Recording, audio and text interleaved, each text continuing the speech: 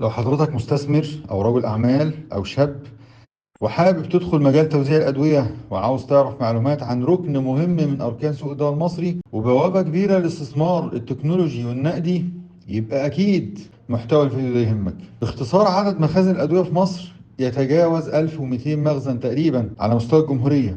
حجم أعمال شركات توزيع الأدوية الصغيرة ومتوسطة قطاع المخازن بيمثل أكتر من 60% من سوق الدواء المصري. بتساهم المخازن في وصول الدواء في كل شبر من جمهورية مصر العربية، في الكفور والنجوع والمناطق النائية التي لا تستطيع أن تصل إليها شركات التوزيع الكبرى. قطاع المخازن بيمثل النموذج الاقتصادي الأهم الذي تكتمل فيه عناصر التنمية المستدامة في الكيانات الاقتصادية المصرية، حيث إن أغلب العاملين في هذا القطاع من الشباب، وأغلب الأموال التي يستثمرون بها من أموالهم الخاصة، فلا يعتمدون على أموال البنوك، الأمر الذي يساهم ويشكل في ضمان استمرارية هذه القطاعات وهذه الشركات. الحفاظ على هذا القطاع يعني الحفاظ على دورة سوق الدواء المصري، وهدمه يعني هدم أهم ركن من أركان سوق الدواء المصري. أغلب من يعمل في هذا القطاع من الشباب ومتوزعين على مستوى الجمهورية، فلا سبيل لتغول الرأسمالية أو الاحتكار في هذا المجال. لذلك بنقول لحضرتك لو حابب تدخل مجال كبير ومجال واعد